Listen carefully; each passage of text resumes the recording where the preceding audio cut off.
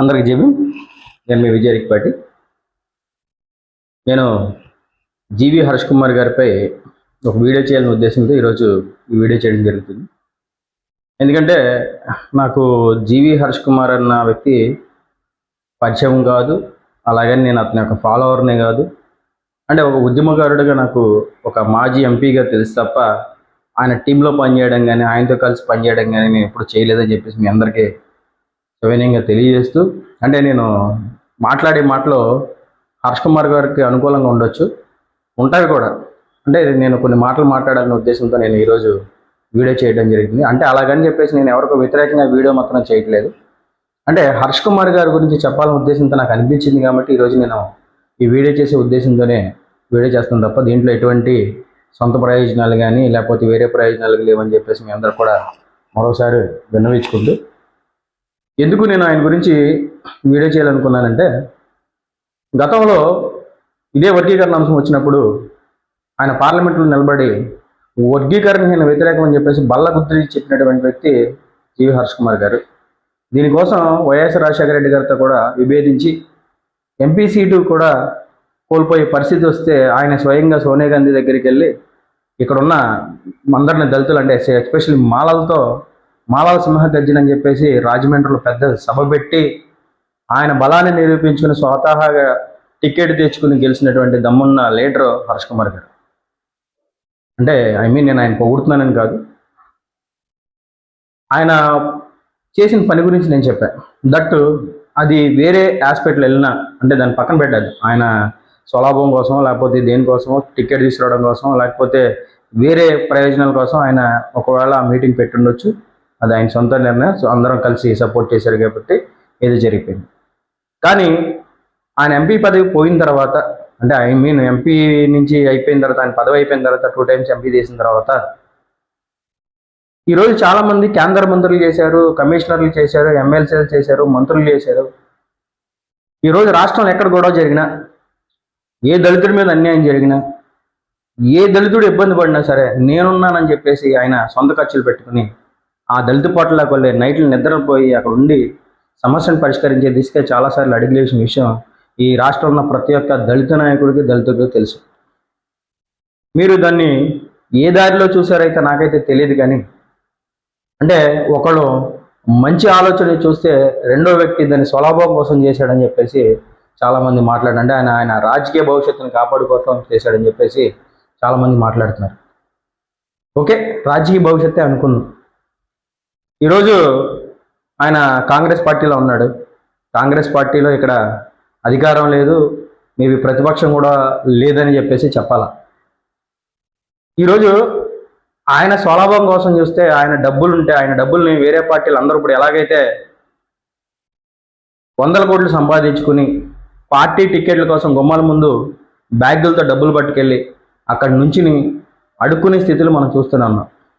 అలాగే హర్ష్ కుమార్ గారు అడుక్కోవచ్చు, లేదా సొంతంగా ఒక పార్టీకి నిర్ణయానికి కట్టుబడి ఉండి ఆ పార్టీ ఆ డబ్బులు పార్టీలు ఖర్చు పెట్టి ఆ నియోజకవర్గంలో పనిచేసుకోవచ్చు. కానీ ఆయన రాష్ట్రంలో ఎక్కడ ఇబ్బంది జరిగినా, రాష్ట్రంలో ఏ మూల దళితుడికి అన్యాయం జరిగినా సరే నేనున్నానని చెప్పేసి ఆయన వస్తున్నాడు. ఈ రాష్ట్రంలో చాలామంది కేంద్ర మంత్రులుగా పనిచేసిన వాళ్ళు ఉన్నారు, రాష్ట్ర మంత్రులుగా పనిచేసిన ఉన్నారు, చైర్మన్లుగా పనిచేసిన వాళ్ళు ఉన్నారు, ఈరోజు కార్పొరేషన్లో చైర్మన్లుగా పనిచేసిన వాళ్ళు చాలామంది ఉన్నారు. ఎంతమంది అందరూ గమనించాల్సిన విషయం, ఎంతమంది ఒక దళితుడికి అన్యాయం జరిగితే వస్తున్నారు, ఎక్కడ దళిత ఉద్యమాలు జరిగితే వస్తున్నారు. మనం వెళ్ళి బొట్టి గట్టి పెట్టి పిలుస్తున్నా సరే రాని పరిస్థితులు మనం కల్లారా చూస్తున్నాం. అలాంటిది ఈరోజు ఒక వ్యక్తి ఈరోజు గరకపడ విషయంలో ఆయన పనిచేశాడు. ఈరోజు మొన్న జరిగిన ఆర్పిడి ఘటనలో కూడా ఆయన అరెస్ట్ చేసి పూచికత్తుల మీద పెట్టి పంపించాల్సిన పరిస్థితి ఏర్పడింది. ఈ రాష్ట్రంలో అంతకుముందు రాజమండ్రి పేపర్ ప్లేట్ల ఘటన కానీ ఏ ఘటన చూసుకున్నా అంటే ఎక్కడ సత్యంబాబు విషయం కానీ డాక్టర్ సుధాకర్ విషయం కానీ ఎక్కడ చూసినా సరే అక్కడ హర్ష్ కుమార్ ఉన్నాడన్న విషయం మనం గుర్తుపెట్టుకోవాల్సిన అవసరం ఉంది. ఈరోజు ఎవడేదో మాట్లాడుతున్నాడని చెప్పేసి ఎవడేదో చెప్తున్నాడని చెప్పేసి మనం మాటలు పట్టుకుని ఆయన మాట్లాడడం ఎంతవరకు కరెక్ట్ అని చెప్పేసి దళిత ఉద్యమ నాయకులకు కానీ దళిత యువ నాయకులకు కానీ చెప్పే మాట. ఎంతమంది గ్రూప్ 1 ఆఫీసర్లు వచ్చి ఆ దళిత పేటలో ఉంటున్నారు, ఆ దళిత సమస్యలను తెలుసుకుంటున్నారు, ఆ దళితులతో మమేకమయ్యి మీ ప్రాబ్లమ్స్ ఏంటి ఎక్కడ ఉందని చెప్పేసి ఏ నాయకుడు కనుక్కుంటున్నాడో చెప్పేసి మీ అందరినీ చెప్పాల్సిన అవసరం కూడా ఉందని చెప్పేసి నేను ఈరోజు మీడియా పూర్వకంగా మీ అందరిని అడుగుతున్నాను. మిత్రులారా, ఇళ్లలో కూర్చుని యూట్యూబ్లో వీడియోలు చేసుకుంటూ 4 మాటలు మాట్లాడితే సరిపోవడం కాదు. మనం గ్రౌండ్ లెవెల్కి వెళ్ళి అక్కడ ఏ సమస్య జరిగిందో సమస్యను పరిష్కరించాల్సిన అవసరం ఉందని చెప్పేసి మీ అందరికీ తెలియజేస్తున్నాను. ఈరోజు హర్ష్ కుమార్ అన్న వ్యక్తి ఎక్కడ అన్యాయం జరిగినా, ఏ దళితుపేటలో అన్యాయం జరిగినా, ఏ ఒక్కడు దళితుడికి అన్యాయం జరిగినా తను కంపల్సరీ స్పందిస్తున్నాడు. ఈరోజు రాష్ట్రంలో స్పందించే నాయకులు ఎంతమంది ఉన్నారని చెప్పేసి మీ అందరూ నేను అడుగుతున్నాను. అలాగే నేను హర్ష్ కుమార్ని ఫేవరెట్ కాదు, హర్ష్ కుమార్ ఫాలోవర్ని కాదు, కానీ ఆయన చేస్తున్న పనులు చెప్పాలనిపించింది అంతే. ఎందుకంటే ఈ రాష్ట్రంలో ఉన్న చాలామంది ఏమైపోతున్నారు, ఈరోజు ఐఏఎస్లు, ఐపీఎస్లు, గ్రూప్ 1 ఆఫీసర్లు, ఎంఆర్ఓలు, డిప్యూటీ ఎంఆర్ఓలు, కలెక్టర్లు, డిప్యూటీ కలెక్టర్లు, డిఎస్పీలు, ఎస్పీలు చాలా మంది చచ్చారు కదా.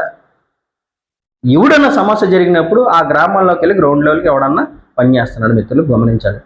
ఈరోజు మనం హర్ష్ కుమార్కి సపోర్ట్ చేయవసరలా, లేకపోతే హర్ష్ కుమార్కి ఏమైనా కిరీటాలు ఇవ్వవసరలా, హర్ష్ కుమార్కి ఏమో మేము పెట్టవసరలా. పోనీ ఆయన స్వలాభం కోసం స్పందిస్తున్నప్పుడు మీరు మీ స్వలాభం కోసం మీరు ఎందుకు స్పందించారని చెప్పేసి నేను మిమ్మల్ని అడుగుతున్నాను. రిటైర్ అయిన వాళ్ళు ఉన్నారు, సర్వీస్లో ఉన్న వాళ్ళు ఉన్నారు, ఈరోజు మంత్రులు చేసి, ఎమ్మెల్యేలు చేసి, వాళ్ళ పిల్లలకు ఆస్తులు సంపాదించుకుని ఫారెన్ పంపించుకుని అక్కడ వాళ్ళు ఆస్తులు కూడబెట్టుకునే పరిస్థితుల్లో ఉన్నప్పుడు ఎవడు దళిత సమస్యల మీద పనిచేస్తున్నాడు మిత్రులు అని చెప్పేసి మీ అందరూ నేను అడుగుతున్నాము. దయచేసి అందరూ సమాధానం చెప్పాల్సిన అవసరం కూడా ఉంది. ఈరోజు మనం ఒక వ్యక్తి మీద నిందలేస్తున్నామంటే ఏంటి, కానీ నింద వేసేటప్పుడు ఆ మనిషి ఎవరి కోసం పనిచేస్తున్నాడు, ఎక్కడ పనిచేస్తున్నాడు, ఏ విధంగా పనిచేస్తున్నాడు, ఆ పని చేయడం వల్ల తనకేమన్నా ముడుపులు అందుతున్నాయా, లేకపోతే తనకేమన్నా వస్తున్నాయా, తన సొంత డబ్బులు పెట్టుకుని వస్తున్నాడా, లేకపోతే ఎవరి దగ్గర చందాలు వసూలు చేస్తున్నాడా అని చెప్పేసి మనం గమనించాల్సిన అవసరం ఉంది. ఎవడో ఒక వచ్చేసి యూట్యూబ్లో 4 మాటలు చెప్పేసి ఒక వీడియో పెట్టినంత మాత్రాన అలాంటి వ్యక్తులను మనం కించపరుచుకోవడం అనేది కరెక్ట్ అయిన విషయం కాదని చెప్పేసి మిత్రులందరికీ నేను తెలియజేస్తాను.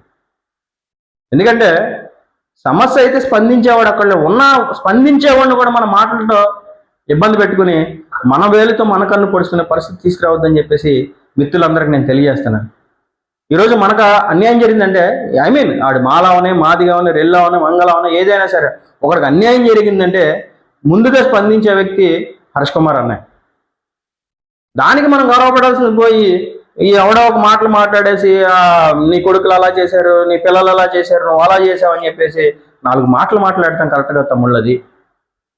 ఆయన జాతి కోసం ఎంత సేవ చేశాడు అనేది ఆయన సంపాదించుకున్నాడు. ఎవడు సంపాదించుకోవట్లే, ఏ కులవాడు సంపాదించుకోవట్లే, ఎవడి కోట్లు సంపాదించుకోవట్లే.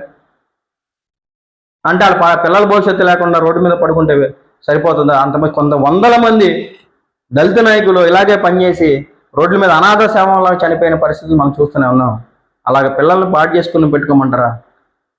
చెప్పాల్సిన అవసరం కూడా ఉంది. తనకు తోచిన రీతిలో తన పని చేస్తున్నాడు. కుదిరితే సపోర్ట్ చేయండి, లేదనుకుంటే మూసుకొని కూర్చోండి తప్ప వేరే కామెంట్లు, వేరే మెసేజ్లు నువ్వు చేయకపోగా చేసేవాడిని కూడా చదవడం అంటే ఇదే. దయచేసి అర్థం చేసుకుంటారని చెప్పేసి నేను వీడియో చేస్తాను. దయచేసి మన వేలుతో మన కళ్ళు పొడుచుకోవద్దని చెప్పేసి మీ అందరికి తెలియజేసుకుంటూ, హర్ష్ కుమార్ లాగా పనిచేసి ఇంకొక నాయకుడు వస్తే ఆ నాయకుడిని కూడా మనం ఆహ్వానిద్దాం, ఆయనతో కూడా పనిచేద్దాం తప్ప అంతే అవాకులు పేలి దీన్ని చేయడం అనేది కరెక్ట్ కదని చెప్పేసి మీ అందరికి తెలియజేస్తున్నాం. మీ విజయ్ రిక్పాటి, జై భీమ్, జై భారత్, జై మాత.